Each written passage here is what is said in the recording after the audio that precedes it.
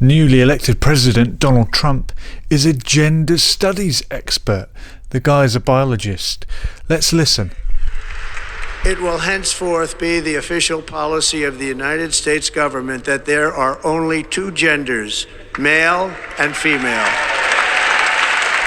Well, there's not, are there? I mean, if you think there's only two genders, how do you explain all the other people going around claiming to be other genders? Gender is a social construct, and there are people within society that identify as such. Biologically, male and female, there are some exceptions, but there's that spectrum of one end or the other.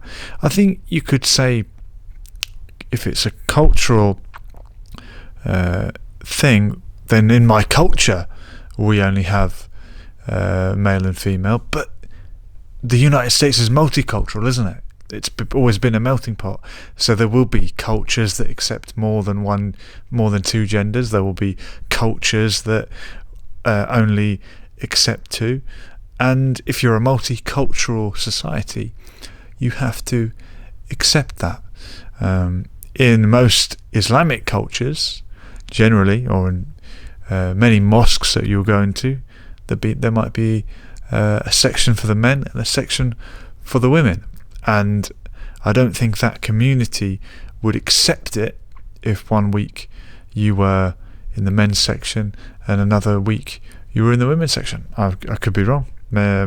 Maybe there are mosques that would facilitate that, but if a mosque objected to someone transitioning from male to female, then I don't think it would be acceptable to inflict your opinion on them and say, no, I must be allowed into the women's section of the mosque because I'm now a woman. But equally, I think in a country like America, it's important to accept people that do want to express a different gender other than just male or female. Let's listen to a translation of Vladimir Putin reacting to and congratulating Donald Trump. He's another one that's been quite critical of transgenderism. Maybe he and Trump are on the same page with all of that. So let's listen to good old Vladimir Putin being translated. His commitment to do everything to prevent World War III. Of course, we welcome this approach, and we congratulate the newly elected President of the United States on his inauguration.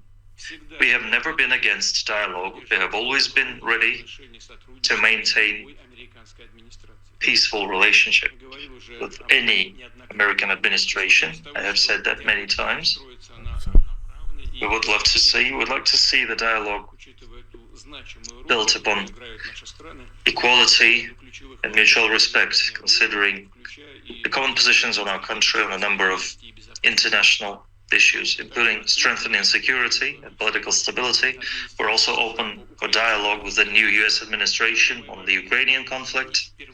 The most important thing here is to eliminate the fundamental reason for the conflict. That's the most important. The government. So what is the reason for the conflict in Ukraine? For months on end, and even a couple of years now, we felt like we've been on the edge, on the brink of World War III. So how's it going to be different now? You tell me in the comments. Can you tell me, why were we brought to the brink of World War III? Do you feel safer now with Donald Trump, for all his rhetoric at home, for all his transphobia, it seems, and maybe xenophobia? He's closed the border. Do you feel safer? Will his America First policy, if he stays true to it, will it actually, ironically, keep the rest of the world a little bit safer?